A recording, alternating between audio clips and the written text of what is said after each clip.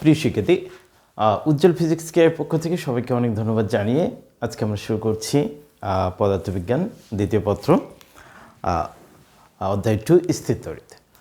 বিগত লেকচারে আমরা মোটামুটি তড়িৎ প্রাবল্য সম্পর্কে জেনেছি।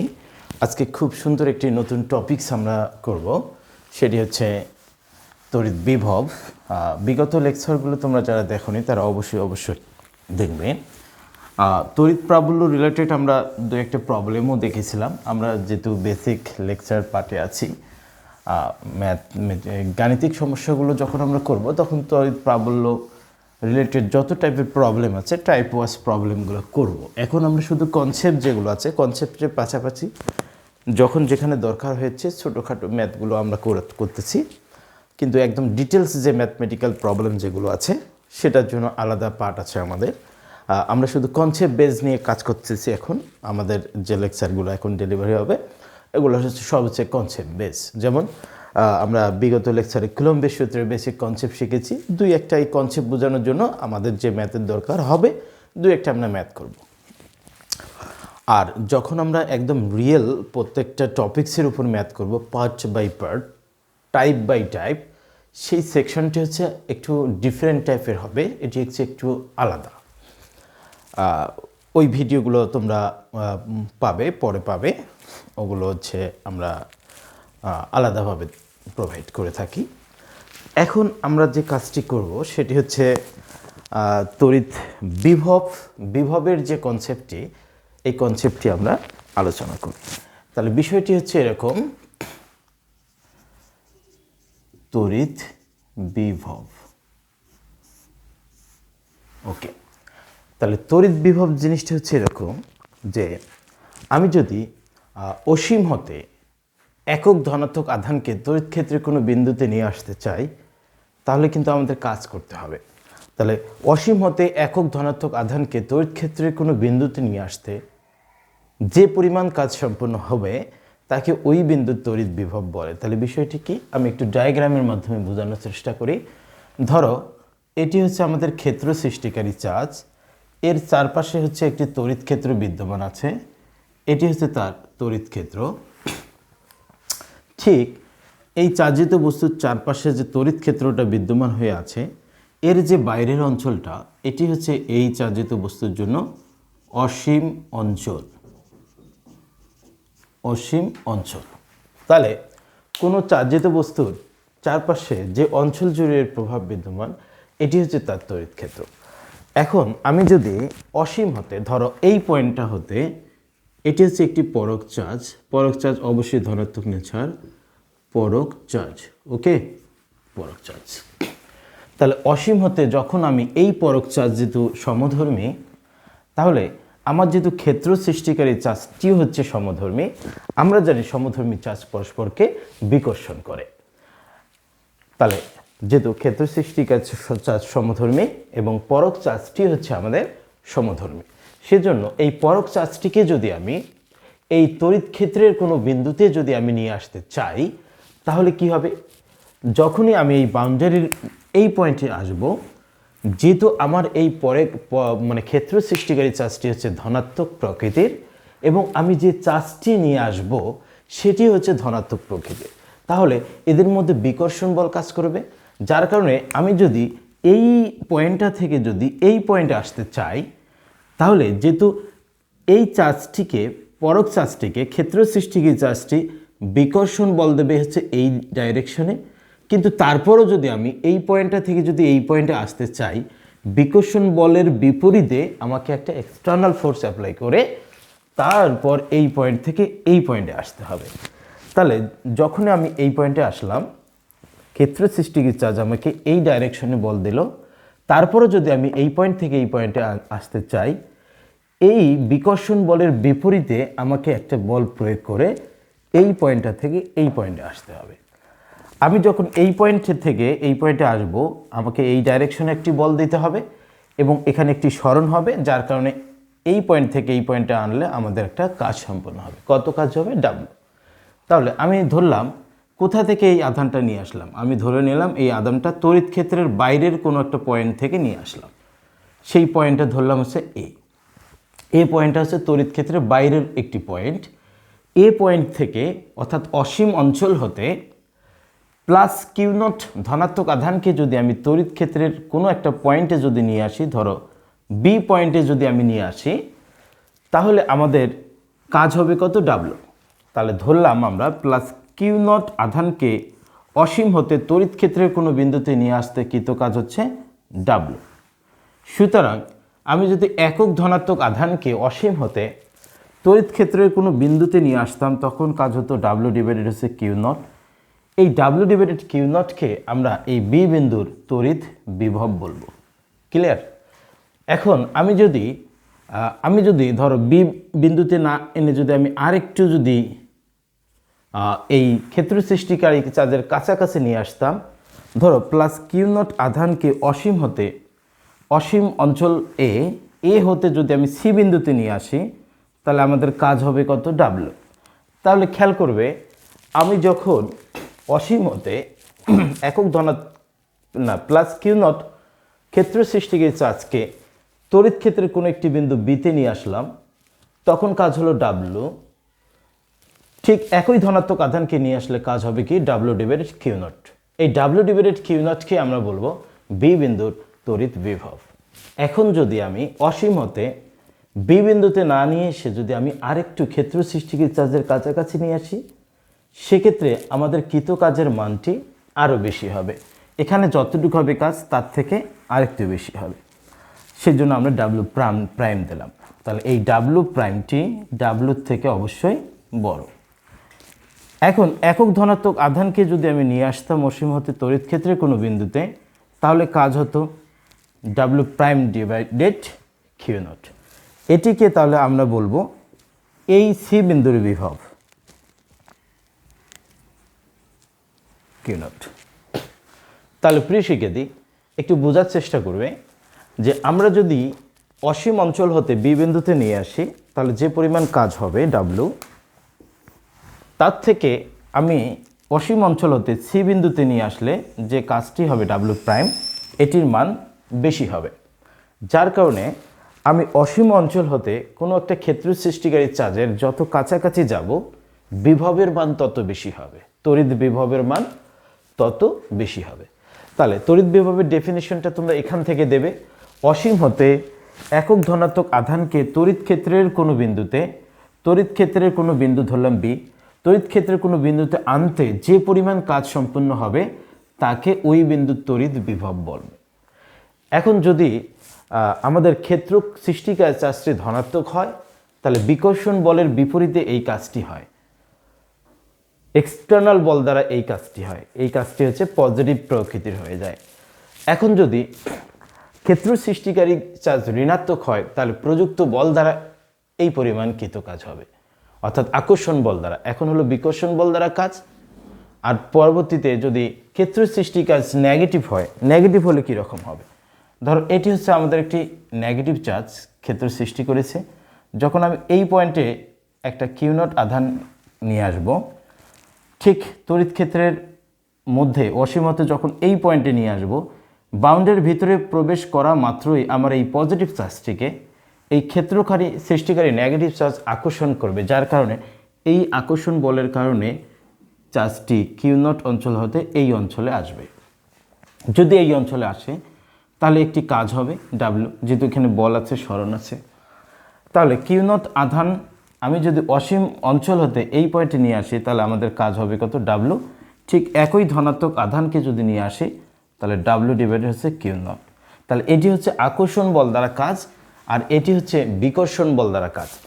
তার মানে বিষয়টি এরকম বোঝাচ্ছে যে আমরা অসীম অঞ্চল হতে তড়িৎ ক্ষেত্রের কোনো বিন্দুতে একক ধনাত্মক আধান নিয়ে আসতে যে পরিমাণ কাজ হবে, সেটিকে আমরা বলবো ওই বিন্দুর তড়িৎ বিভব। তাহলে এই তড়িৎ বিভব এর একক কি হবে? তড়িৎ বিভবের একক হবে কাজের একক কি? জুল। চার্জের একক কুলম্ব, জুল পার কুলম্ব। তড়িৎ বিভবের আরেকটি একক আছে ভোল্ট।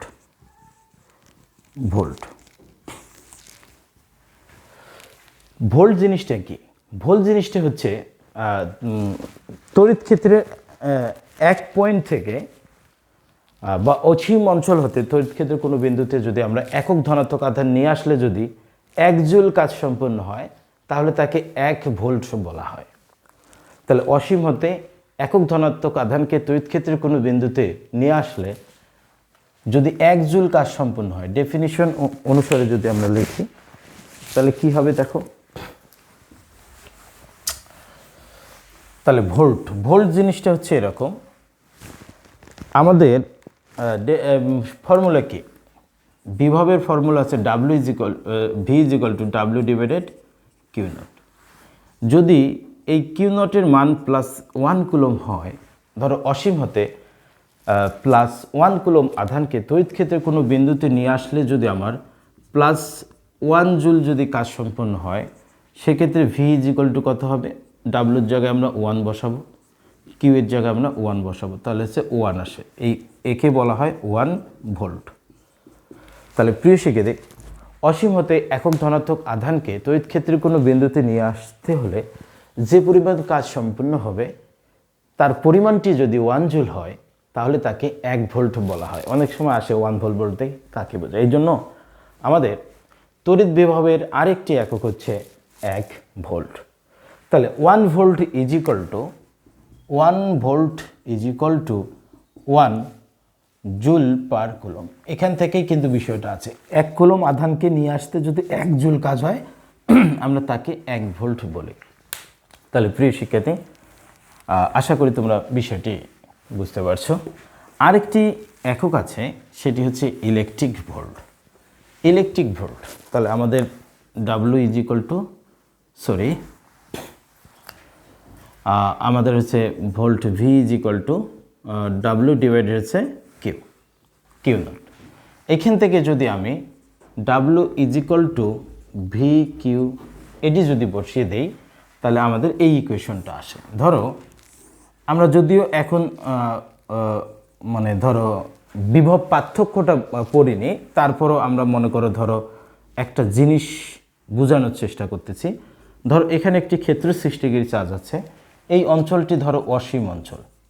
তাহলে অসীম অঞ্চল হতে এ বিন্দুতে আমরা যদি একটি একক ধনাত্মক আধান আনি তাহলে যে পরিমাণ কাজ হবে সেটাকে আমরা বলবো এই বিন্দুর বিভব। তাহলে এখানে কতটুকু কাজ হবে সেটা কিন্তু চাইলে আমরা বের করতে পারি। দেখো আমরা জানি V W ডিভাইড হচ্ছে কিউ, ওকে। আর এই কিউ এর মানটি যদি কত হয় 1 কুলম হয় তাহলে কি হবে W।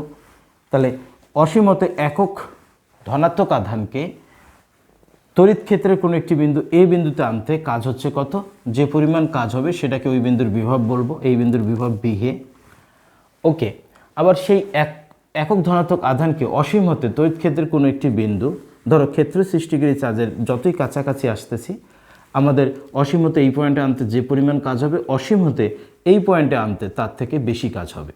আর যদি সেটা একক ধনাত্মক আধান হয় তাহলে সেটাকে আমরা বলবো VB।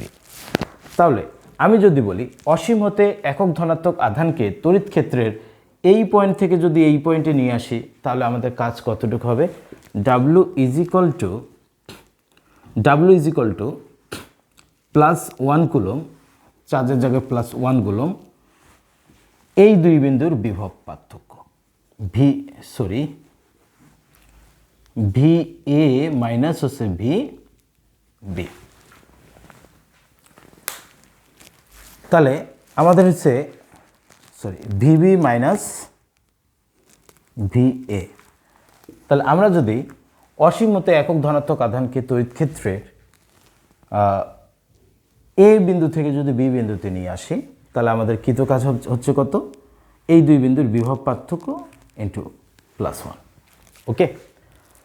এখন যদি এই রকম বিষয়টি হয় তাহলে W কত হচ্ছে VB VA। তাহলে এটি হচ্ছে বিভব পার্থক্য। তাহলে বিভব পার্থক্যের ডেফিনেশন তোমরা এভাবে দিতে পারো যে অসীম হতে একক ধনাত্মক আধানকে তড়িৎ ক্ষেত্রের এক বিন্দু থেকে আরেক বিন্দুতে যদি নিয়ে আসতে একক ধনাত্মক আধানকে নিয়ে আসতে যদি যে পরিমাণ কাজ সম্পন্ন হবে, যদি না যে পরিমাণ কাজ সম্পন্ন হবে তাকে ওই দুই বিন্দুর বিভব পার্থক্য বলে। তাহলে কি হলো, যে তড়িৎ ক্ষেত্রে এক বিন্দু থেকে আরেকটি বিন্দুতে একক ধনাত্মক আধানকে নিয়ে আসতে যে পরিমাণ কাজ সম্পন্ন হবে তাকে ওই দুই বিন্দুর বিভব পার্থক্য বলে। ওকে, তাহলে এই যে 1 ইলেকট্রিক ভোল্ট, এখন আমরা যেটা শিখব 1 ইলেকট্রিক ভোল্ট জিনিসটা কি। এখন যদি এইরকম আমাদের হয়, ধরো এই দুই বিন্দুর বিভব পার্থক্য হচ্ছে ভি মাইনাস হচ্ছে ভি এ। এই বিভব পার্থক্যটি যদি 1 ভোল্ট হয়, আমরা তো জানি বিভব পার্থক্য 1 ভোল্ট। 1 ভোল্ট কাকে বলে? হ্যাঁ, 1 জুল আধানকে যদি এই পয়েন্ট থেকে যদি এই পয়েন্টে নিয়ে আসতে যদি 1 জুল কাজ সম্পন্ন হয়, 1 কুলম আধানকে এ পয়েন্ট থেকে বি পয়েন্টে আনতে যদি 1 জুল কাজ সম্পন্ন হয়, তাহলে আমরা তাকে 1 ভোল্ট বলি। ধরো তড়িৎ ক্ষেত্রে দুইটি বিন্দুর বিভব পার্থক্য যদি 1 ভোল্ট হয়, সেক্ষেত্রে যদি একটি ইলেকট্রনকে এ পয়েন্ট থেকে এই পয়েন্টে নিয়ে আসি, তাহলে যে পরিমাণ কাজ সম্পন্ন হবে বা যে পরিমাণ গতিশক্তি লাভ করবে তাকে আমরা 1 ইলেকট্রিক ভোল্ট বলবো। কীভাবে বলা যেতে পারে? তাহলে আমরা জানি W is equal to V q. তাহলে ভি মানে কি?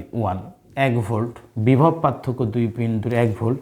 একটা ইলেকট্রনকে এ পয়েন্ট থেকে বি পয়েন্টে নিয়ে আসতে গেলে যে গতিশক্তি লাভ করবে বা যে কাজ সম্পূর্ণ হবে, ইলেকট্রন যেহেতু নিয়ে আসতে, অতএব ইলেকট্রনের চার্জ হচ্ছে ই, তাকে আমরা 1 ইলেকট্রিক ভোল্ট বলবো। অর্থাৎ 1 electric volt is equal to E, আর ই ইজ ইকুয়াল টু গতিশক্তি হাফ mv²।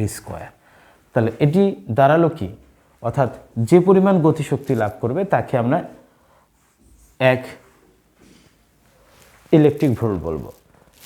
তাহলে ই এর ভ্যালুটি হচ্ছে 1.6 × 10⁻19 জুল। অর্থাৎ যদি তড়িৎ ক্ষেত্রে দুটি বিন্দুর বিভব পার্থক্য যদি 1 ভোল্ট হয়, তাহলে একটি ইলেকট্রনকে গতিশীল করতে এক পয়েন্ট থেকে আরেকটি পয়েন্টে নিয়ে আসতে যে পরিমাণ কাজ সম্পূর্ণ করতে হবে অথবা যে পরিমাণ গতিশক্তি অর্জন করবে তাকে 1 ইলেকট্রিক ভোল্ট বলে। 1 electric volt is equal two 1.6 × 10⁻19। কেন? কারণ এই ভি এর জায়গায় আমি 1 বসিয়েছি, চার্জের জায়গায় ই বসিয়েছি। তাহলে এত জুল। তার মানে W is equal to E joule. তাহলে ই এর ভ্যালুটি আমরা কিন্তু এখানে বসিয়ে দিলাম। প্রিয় শিক্ষার্থী, আশা করি তোমরা সকলেই বুঝতে পারছো এখানে অ্যাকচুয়ালি বিষয়টা কি হলো। তাহলে এখন আমরা যদি এই তড়িৎ বিভবের রাশিমালা যদি বের করতে চাই, তাহলে আমরা খুব চমৎকারভাবে বের করতে পারবো। আমরা তড়িৎ বিভবের রাশিমালা নিয়ে কাজ করব। তড়িৎ বিভবের রাশিমালা। তাহলে একটু আগে আমরা কি শিখলাম? একটু আগে হচ্ছে আমরা তড়িৎ বিভবের ডেফিনিশন শিখলাম। V is equal two W divided হচ্ছে কিউ নট, এটি হচ্ছে আমাদের একটা ইকুয়েশন। আবার আমরা 1 ইলেকট্রিক ভোল্ট, এখান থেকে আমরা ভোল্ট শিখলাম, ভোল্ট 1 ইলেকট্রিক ভোল্ট, এই জিনিসগুলো আমরা শিখলাম। বিভব পার্থক্যও শিখলাম, তাই না? ওকে, এখন দেখো, ধরো এই পয়েন্টে একটা ক্ষেত্র সৃষ্টিকারী চার্জ আছে প্লাস কিউ, এটি হচ্ছে ক্ষেত্র সৃষ্টিকারী চার্জ। তাহলে আমার দরকার হচ্ছে অসীম অঞ্চল হতে, ধরো এই অঞ্চলটি হচ্ছে অসীম,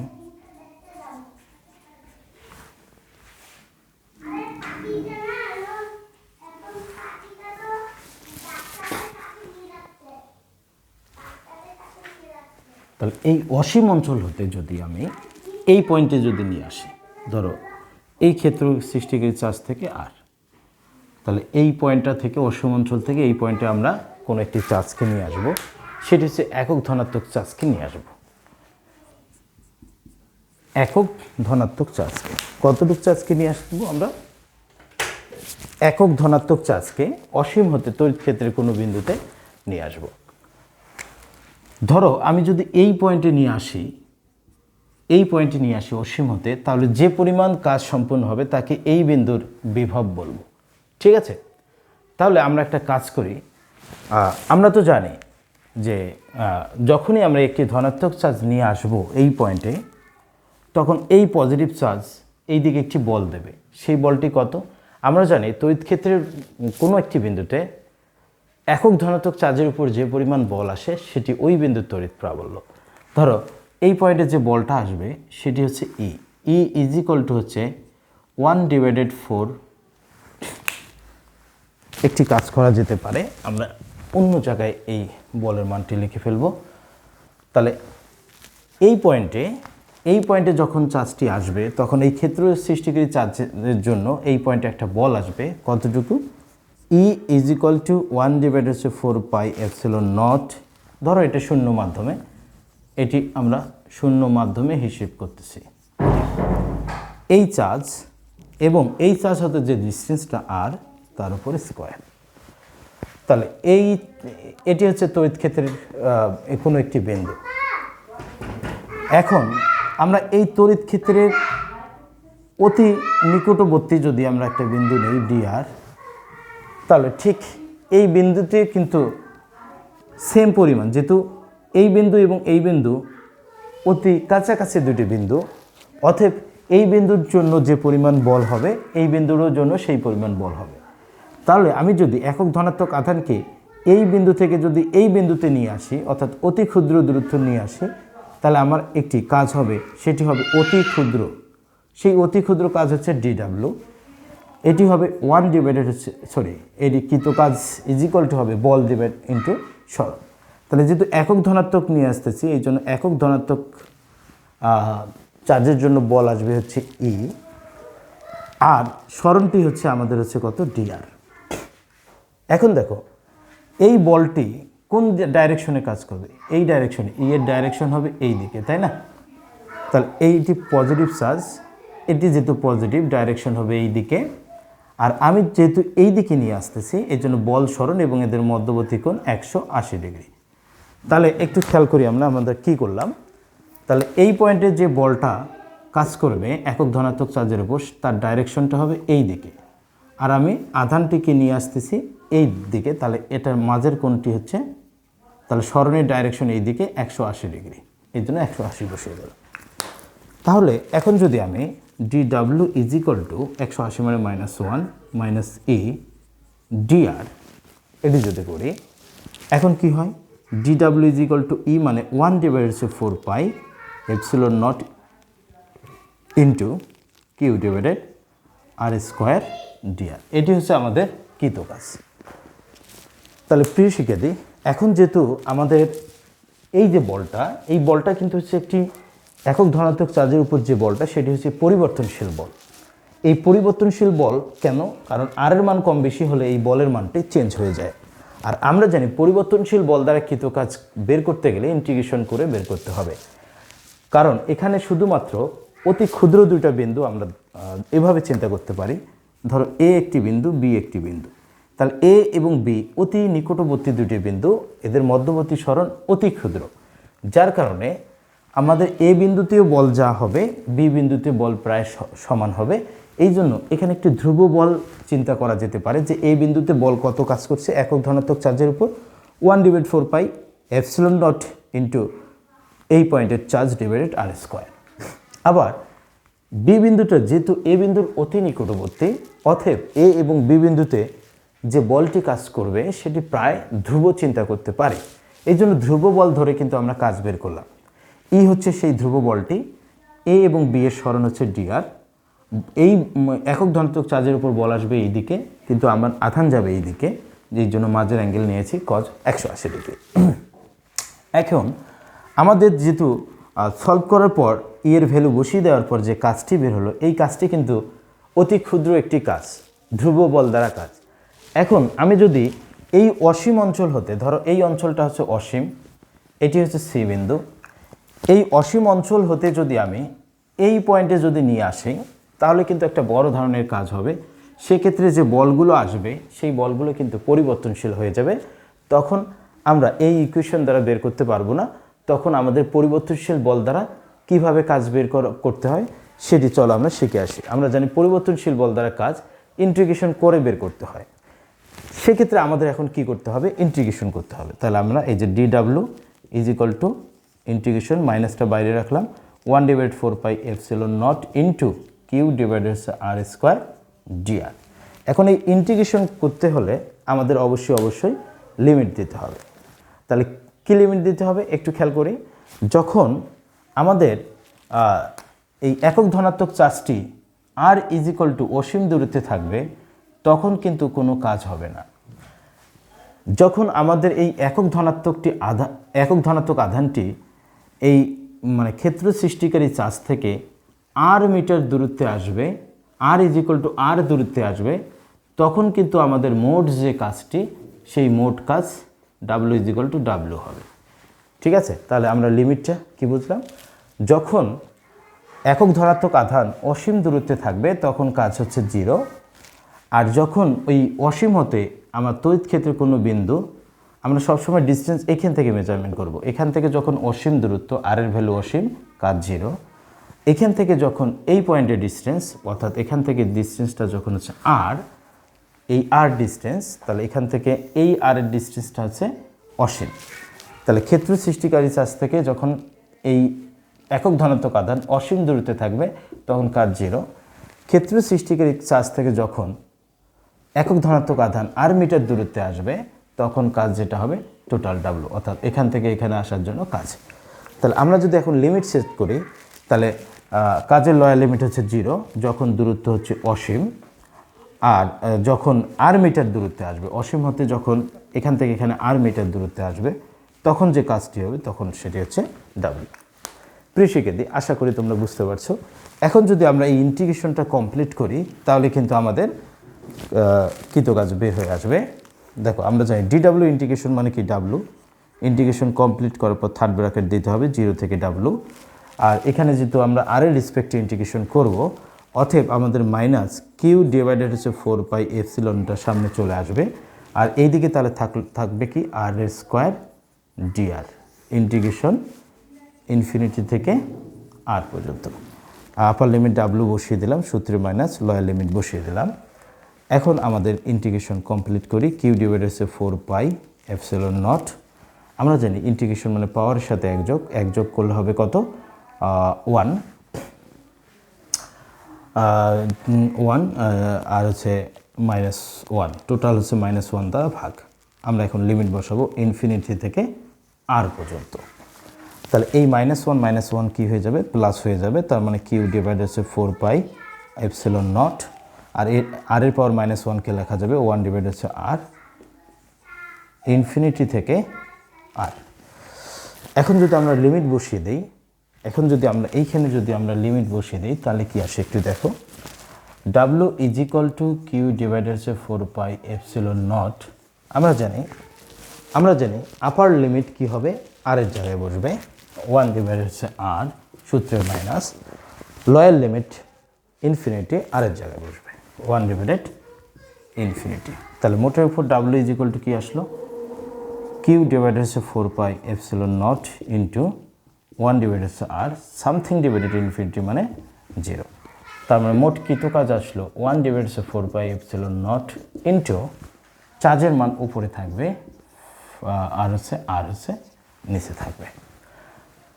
তাহলে এটি হচ্ছে আমাদের কাজ। যে পরিমাণ কাজ সম্পূর্ণ হলো তাকে ওই বিন্দুর আমরা বিভব বলতে পারি। তাহলে বিভব বের করার ইকুয়েশন আমরা শিখলাম দুটা। তাহলে উপরে হচ্ছে চার্জ থাকবে, নিচে হচ্ছে ডিস্টেন্স থাকবে। তাহলে প্রিয় শিক্ষার্থী, এটি হচ্ছে আমাদের অ্যাকচুয়ালি সামারি। অর্থাৎ অসীমতে যদি আমি একক ধনাত্মক আধানকে তড়িৎ ক্ষেত্রে কোনো বিন্দুতে নিয়ে আসি, সেক্ষেত্রে আমাদের যে কৃত কাজ হবে সেটি হচ্ছে ওই বিন্দুর বিভব। তাহলে এটি বের করার জন্য আমরা কি করলাম? তড়িৎ ক্ষেত্রের মধ্যে খুবই কাছাকাছি দুটি বিন্দু এ অ্যান্ড বি চিন্তা করলাম। ধরলাম এ বিন্দু থেকে বি বিন্দুতে একক ধনাত্মক আধান নিয়ে আসবো, সেজন্য স্মরণ হবে অতি ক্ষুদ্র ডিআর। তাহলে এই যে একক ধনাত্মক আধান এ থেকে বিতে যদি আসে সেটা কত দূরত্বে অ্যাকচুয়ালি আমি নিয়ে আসবো? ক্ষেত্র সৃষ্টিকারী চার্জ থেকে আর মিটার দূরত্বে। আমাদের এটি হচ্ছে টার্গেট। তাহলে এই পয়েন্টে তাহলে একক ধনাত্মক আধানের উপর কাজ বল কত হবে? বলটি হবে ই ইজ ইকুয়াল টু তড়িৎ প্রাবল্য। তাহলে এখান থেকে স্মরণ হবে ডিআর, এই জন্য আমরা লিখছি ই ডিআর। তাহলে এই একক ধনাত্মক আধানের বল আসবে এই দিকে আর স্মরণ হবে এই দিকে, এই জন্য কজ 180 ডিগ্রি। ই এর ভ্যালুটা আমরা বসিয়ে দিলাম।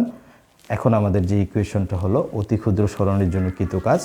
এখন আমি যদি একটি বড় কাজ বের করতে চাই, অর্থাৎ এ থেকে এ বিতে না এনে যদি অসীম হতে যদি এখানে নিয়ে আসি, তখন আমাদের ইন্টিগ্রেশন করে বের করতে হবে। কারণ এক্ষেত্রে বলটি পরিবর্তনশীল হয়ে যাবে। আর পরিবর্তনশীল বল দ্বারা যদি আমি কাজ মেজারমেন্ট করি সেক্ষেত্রে আমাদেরকে অবশ্যই ইন্টিগ্রেশনের সহায়তা নিতে হবে।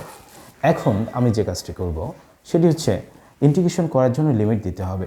যখন এই ক্ষেত্র সৃষ্টিকারী চার্জ থেকে আমার একক ধনাত্মক আধান অসীমে থাকবে তখন কিন্তু কোনো কাজ হবে না, তখন কাজ জিরো।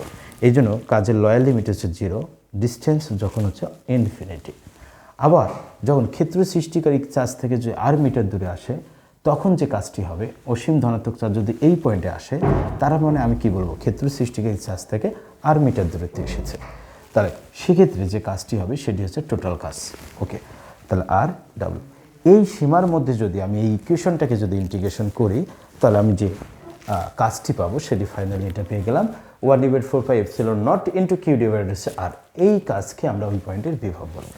তাহলে আমরা একটু জাস্ট সামারি করে আজকে এই লেকচারটা এখানে আমরা কমপ্লিট করি। সামারিটি হচ্ছে এরকম হলো আমাদের সামারি। ধরো বিষয়টা হচ্ছে এরকম যদি হয়, এটি যদি আমাদের একটি ক্ষেত্র সৃষ্টিকারী চার্জ হয়, ক্ষেত্র সৃষ্টিকারী চার্জ হতে আর মিটার দূরে এই পয়েন্টে আমরা বিভব বের করব। সেটা দুইভাবে বের করতে পারি। ধরো আমি যদি অসীম হতে প্লাস কিউ নট আধানকে যদি তড়িৎ ক্ষেত্রে এই বিন্দুতে নিয়ে আসি, যদি কাজ হয় ডাব্লু, সেক্ষেত্রে 1 নম্বর ইকুয়েশন ওই বিন্দুর বিভব হবে ডাব্লু ডিভাইডেড কিউ নট। আমি যে আধানটি নিয়ে আসলাম এবং আনতে আমার যে কাজ হলো সেটি যদি দেয়া থাকে। 2 নম্বর ইকুয়েশন যদি ক্ষেত্র সৃষ্টিকারী চার্জ দেয়া থাকে তাহলে 1/4πε ইন্টু এই ক্ষেত্র সৃষ্টিকারী চার্জ থেকে কত দূরে বের করবে সেটি। ক্ষেত্র সৃষ্টিকারী চার্জ থাকবে উপরে আর এই পয়েন্ট থেকে এই পয়েন্টের ডিস্টেন্স কত সেটা থাকবে নিচে। তাহলে এই হলো সামারি। তাহলে ইকুয়েশন দেখো দুইটা। আমি যদি প্লাস কিউ নট আধানকে তড়িৎ ক্ষেত্রের কোনো বিন্দুতে নিয়ে আসি তাহলে ধরো প্রশ্নে যদি এরকম দেওয়া থাকে, ধরো 5 কুলম্ব আধানকে তড়িৎ ক্ষেত্রের কোনো বিন্দুতে নিয়ে আসতে 10 জুল কাজ সম্পন্ন হয়, সেক্ষেত্রে ওই বিন্দুর বিভব কত কাজ সম্পন্ন হয়? 10 জুল। আধান নিয়ে যাচ্ছ কত? 5 জুল, তার মানে হচ্ছে 2 ভোল্ট। আমরা যে দেখলাম বিভবের একক হচ্ছে ভোল্ট। ওকে, এখন যদি এই ক্ষেত্র সৃষ্টিকারী চার্জটা ধর 10 কুলম্ব দেওয়া আছে, এখান থেকে আমি 5 মিটার দূরত্বে কোনো পয়েন্টে বের করব, তাহলে 1/4πε9 ইন্টু 10⁻9 চার্জের মানটি থাকবে হচ্ছে উপরে আর এখান থেকে ডিস্টেন্স 5 মিটার সেটি থাকবে নিচে, তাহলে এত ভোল্ট। প্রিয় শিক্ষার্থী, এখন একটু মাথায় রাখতে হবে এটি যদি নেগেটিভ চার্জ হয়, পজিটিভ না হয়, এটি যদি নেগেটিভ হতো তাহলে আমরা এখানে নেগেটিভই বসে দিতাম, কারণ কাজ হচ্ছে ধনাত্মক এবং ঋণাত্মক দুটি হইতে পারে। তাহলে এখানে প্লাস মাইনাস আমি দিয়ে রাখবো এই ইকুয়েশন। তাহলে বিষয়টি কি দাঁড়াবে, আমাদের যদি এই ধরনের ইকুয়েশন আসে, ধরো ক্ষেত্র সৃষ্টিকারী চার্জ প্লাস মাইনাস, ক্ষেত্র সৃষ্টিকারী চার্জ হচ্ছে প্লাস বা মাইনাস দুটোই হইতে পারে, সেক্ষেত্রে আমরা এই ইকুয়েশনটা ইউজ করব। মানে এটা এরকম, যদি পজিটিভ চার্জ থেকে আমরা আর মিটার দূরত্বে এই পয়েন্টে বের করি, ইকুয়েশন হবে 1/4πε ইন্টু পজিটিভ চার্জ এখান থেকে ডিস্টেন্স। যদি ক্ষেত্র সৃষ্টিকারী চার্জ নেগেটিভ হয়, এখান থেকে যদি আর মিটার দূরত্বে বের করি, সেক্ষেত্রে 1/4πε0 ইন্টু মাইনাস ডিভাইড হচ্ছে আর। এটি হচ্ছে আমাদের সেই ফর্মুলা, এই জন্য আমি এখানে প্লাস মাইনাস লিখেছি। তাহলে একটা কাজ ধনাত্মক হইতে পারে, ঋণাত্মক হইতে পারে। যদি ক্ষেত্র সৃষ্টিকারী চার্জ যদি আমাদের পজিটিভ হয় সেক্ষেত্রে কাজ হবে ধনাত্মক, ক্ষেত্র সৃষ্টি কাজ নেগেটিভ হবে সেক্ষেত্রে কাজ হবে নেগেটিভ। এই জন্য বিভবের মান পজিটিভ এবং নেগেটিভ দুটোই। তাহলে প্রিয় শিক্ষার্থী, আশা করি তোমরা বিভব জিনিসটা কি বুঝতে পারছো। যদি আরও কোনো অংশে বুঝতে কোনো সমস্যা হয় তাহলে অবশ্যই কমেন্টে জানিয়ে দেবে, আমরা সেই অংশটুকু রিপিট করার চেষ্টা করব। সবাই ভালো থাকবে। উজ্জ্বল ফিজিক্স কেয়ারের পক্ষ থেকে আবার সবার সুস্বাস্থ্য কামনা করে আজকে এ পর্যন্ত রাখছি। ধন্যবাদ সবাইকে।